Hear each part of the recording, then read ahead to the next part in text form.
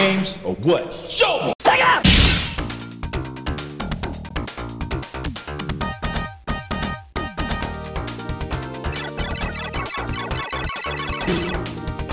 Good God, what the fuck am I playing? That's right, it's Fantasy Zone. This surreal day-glow shoot-'em-up was first released in arcades way back in 1986 on Sega's System 16 arcade board, which gave life to other arcade favorites like Shinobi and Altered Beast. Opa-Opa, Fantasy Zone's red and green protagonist, is a cherished Sega mascot, along with Alex Kidd and Sonic the Hedgehog. I'm sure our love for the series is obvious, seeing as how Opa-Opa is the focal point in our logo. Fantasy Zone was ported to several game consoles, including the Famicom and TurboGrafx-16. The version I remember best was released on Sega's Master System. Some of my earliest gaming memories with my brother involved this game. There were two other games on the Master System, like Fantasy Zone 2 and Fantasy Zone The Maze, but I'm going to focus on the original here. Just look at this title screen. God, I've already been swept away in the warm tide of nostalgia.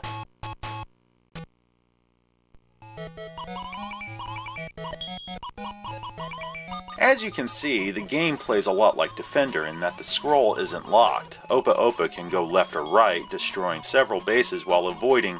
Wait, what the fuck are these things? In fact, where the hell am I?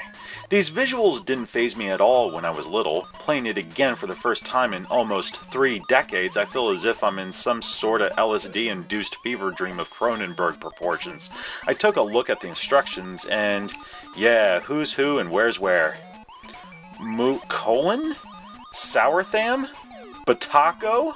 Oh look, Thea. 3 twisting balls circling the air. Okay, now it all makes sense. Good fucking question.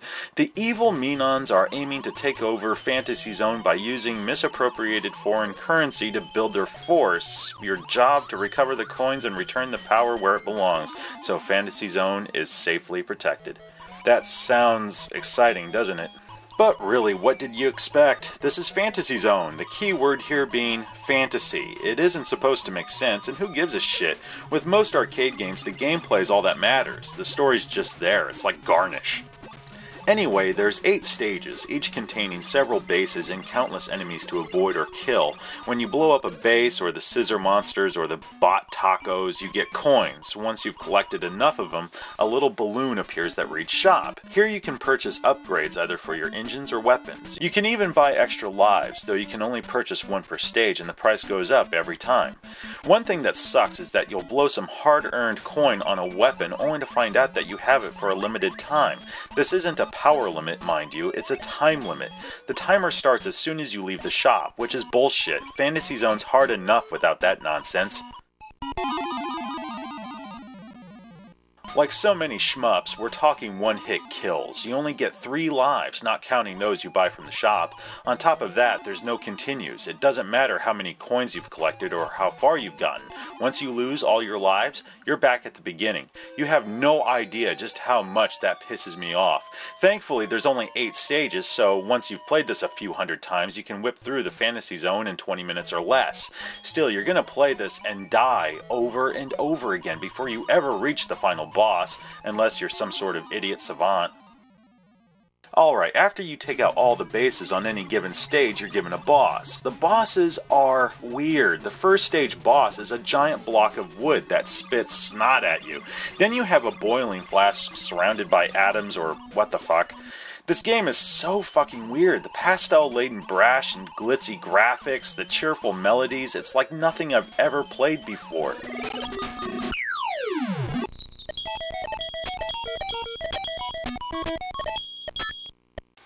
Believe it or not, I love Fantasy Zone. It's so visually bizarre you can't look away.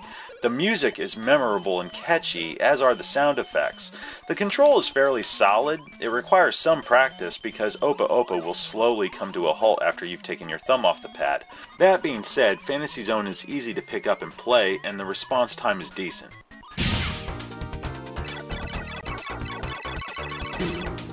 How does it compare to the arcade? I'd say quite well. It's obvious that the graphics and sound have been scaled down slightly, which is especially obvious during the boss battles.